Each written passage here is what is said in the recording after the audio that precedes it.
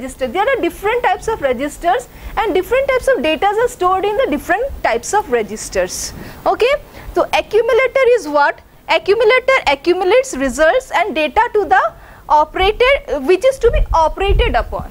Now suppose you want to operate upon two data. Okay, suppose 2 and 3, 2 plus 3 you want to perform. Then what you will do?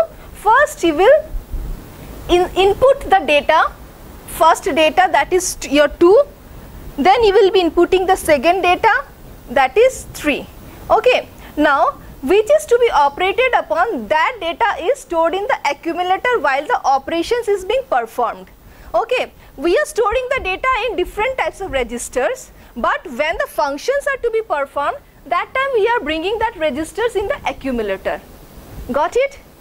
First we are storing the data in some other registers. Storing, different types of storing registers are there where we can store, but when we are performing operations on that data is brought from the different register, stored register, to the accumulator. Okay, and then the operations are performed. After performing the operations, again we are taking them to the other register for storing. Got it? That is the main function of your accumulator. So accumulator accumulates the results and the data which is to be operated upon. Now suppose 2 plus 3 is equal to 5. That 5 data you want to operate with any other data, again that 5 has to be brought in the accumulator. Got it? Next is your memory address register. Okay, memory address register. Here it is, memory address register. What it does? It stores the, by the name itself we can understand that it stores the address. Okay, it holds the address of the active memory location. Got it? In the memory lots of data are stored. Many data are stored in the memory. Okay, but whichever location is active at that point of time, the memory address register stores that address. It is clear? It is clear?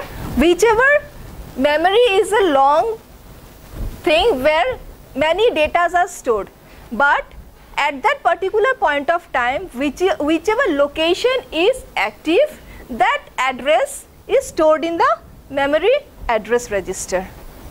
Okay, next is your memory buffer register.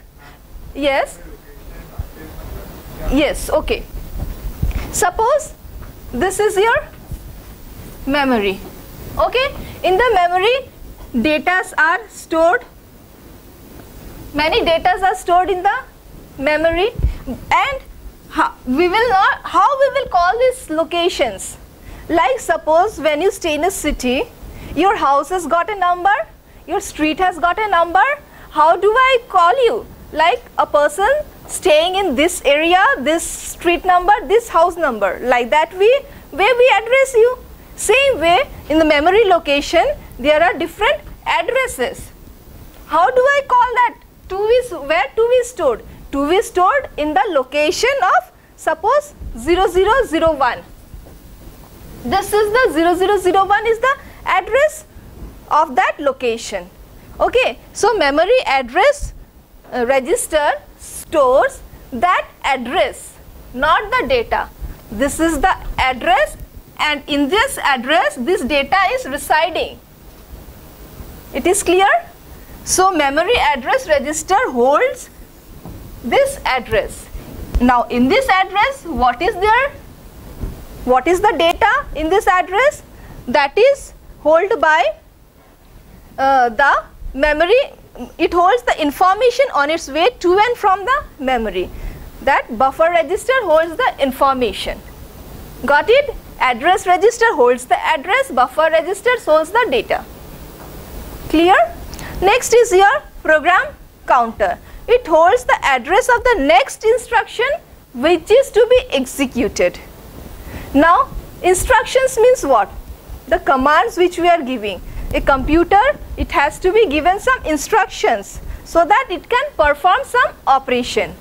Okay, now the program counter holds the address of the next instruction. Now suppose I am telling the computer add 2 3.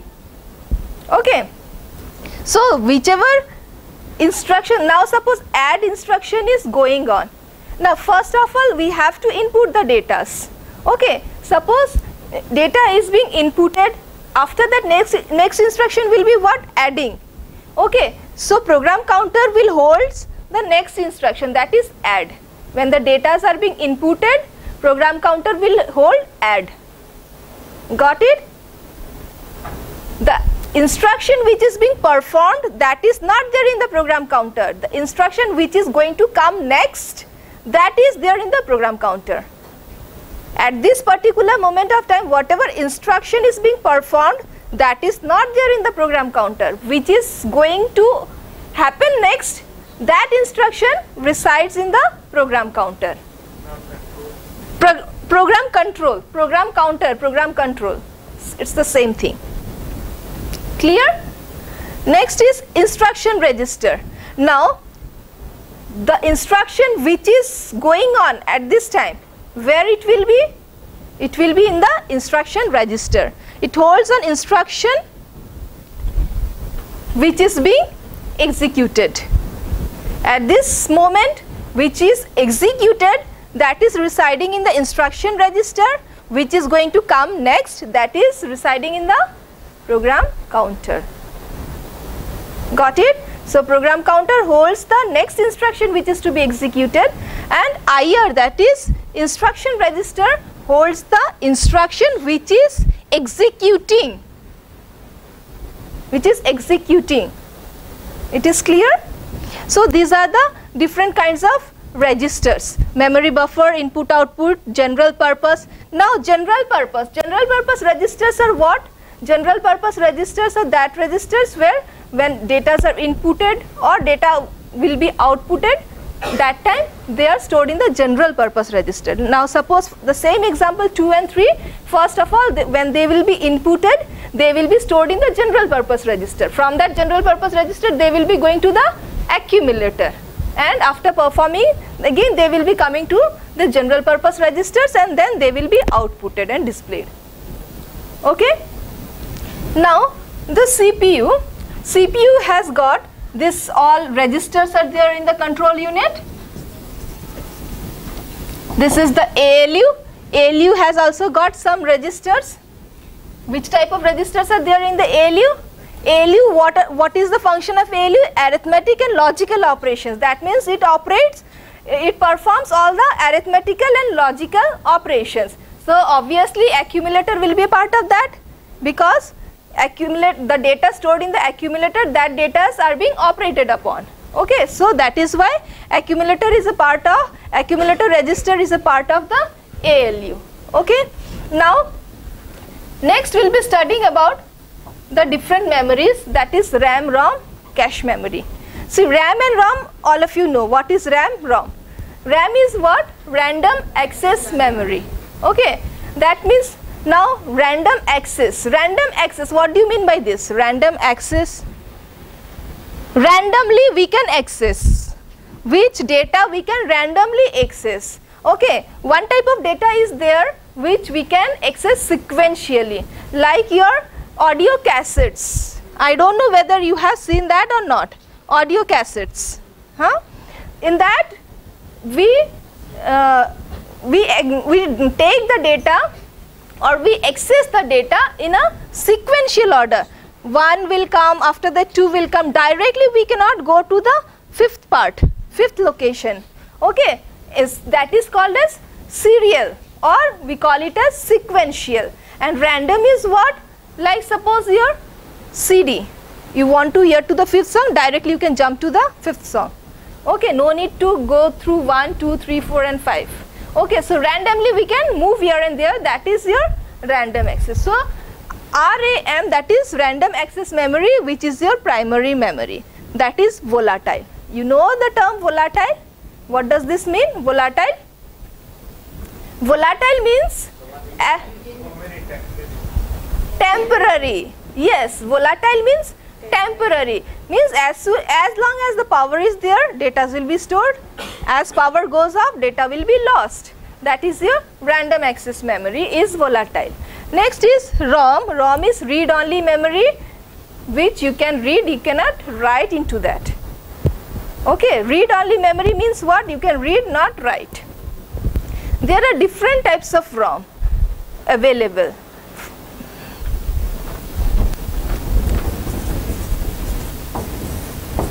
First is your PROM, EPROM and EEPROM.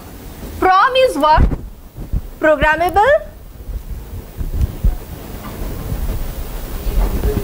ROM, read-only memory.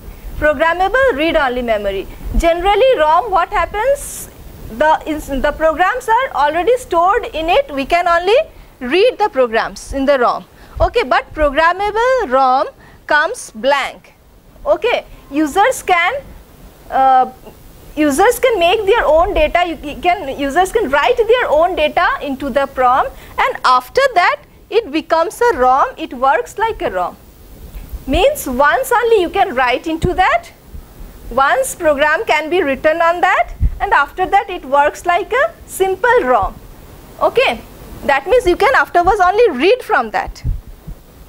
But some ROMs are available where you can erase and write as many number of times you want.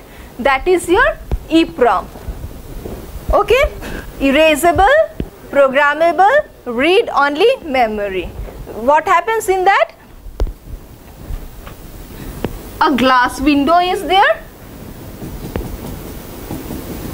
through which ultraviolet rays are passed. When ultraviolet rays are passed into that, the programs get erased. Okay, so again you can write programs into that whenever you want. Okay.